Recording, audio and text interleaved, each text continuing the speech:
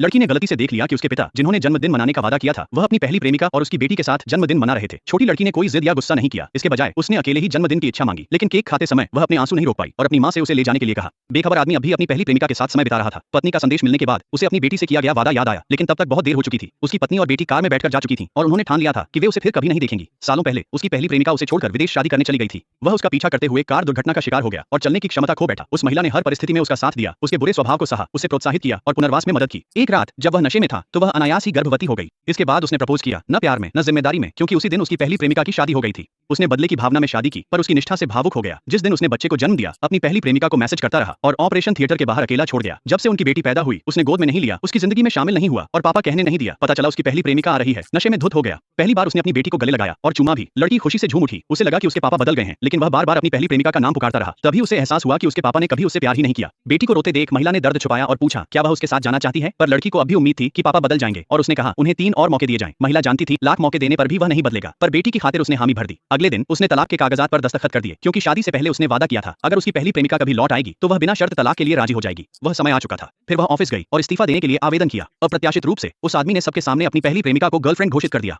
उसी पल उसने अपनी जगह समझ ली, इसलिए उसने इस्तीफा सौंपा, सामान पैक किया और चली गई। उस शाम अपनी पहली प्रेमिका के स्वागत समारोह में महिला और उसकी बेटी ने उस आदमी का कोमल रूप देखा। जैसे ही वे जाने वाले थे, उस आदमी ने मैसेज किया कि वह लड़की को रात का नजारा दिखाने ले जाना चाहता है। लेकिन जब लड़की ने उसे पापा कहा तो उसने उसे कार से बाहर निकाल दिया। अस्पताल में अपनी बेटी को बेहोश देख महिला के मन में नफरत भर गई और उसने पछताया कि काश वह पहले ही चली जाती। जब वह आदमी समारोह से लौटा तो उसे लड़की की कोई परवाह नहीं थी। उसके पहले शब्द थे, लड़की से कहो कि मेरी पहली प्रेमिका के सामने कुछ न कहे। जब वह फिर से जाने लगा तो लड़की ने उसकी आस्तीन पकड़ ली और पूछा कि क्या वह उसके जन्मदिन पर कल उसके साथ रह सकता है। गिल्ट के कारण उसने हाँ कर दी। लड़की खुश और उसने उसे हाथ से बनाई निमंत्रण पत्रिका दी। बाद में उसने अपनी मां से सहपाठियों बुलाने कहा। जब पहली प्रेमिका की बेटी पता चला, वह रोने लगी। उसी दिन अपना जन्मदिन मनाने की जिद करने लगी। आदमी ने तुरंत उसे चुप कराया और मान गया। जल्द ही जन्मदिन आ गया, लेकिन महिला को अभिभावकों के संदेश मिलने लगे कि वे नहीं आ पाएंगे। केवल जब उसने सोशल मीडिया पर वीडियो देखे तब उसे पता चला कि वे सभी दूसरे पार्टी में चले गए थे। लड़की ने वीडियो देखे, चुपचाप अपनी मां से मोमबत्ती जलाने को कहा, जन्मदिन की दुआ मांगी, आंसुओं के बीच अपना केक खाया, फिर अपना सामान पैक किया, मां का हाथ पकड़ा और उस घर से चली गई जहां कभी भी उसे सुकून नहीं मिला। कार में महिला ने उस आदमी को आखिरी संदेश भेजा और अपना फोन खिड़की से बाहर फेंक दिया। इसी बीच पार्टी में किसी ने लड़की का जिक्र किया। आदमी को अचानक उसका जन्मदिन याद आ गया। वह अपना फोन ढूंढने भागा। उसी समय उसकी पहली मोहब्बत की बेटी उसका फोन इस्तेमाल कर रही थी। उसने महिला को एक संदेश भेजा जिसमें वह शेखी बघार रही थी कि वह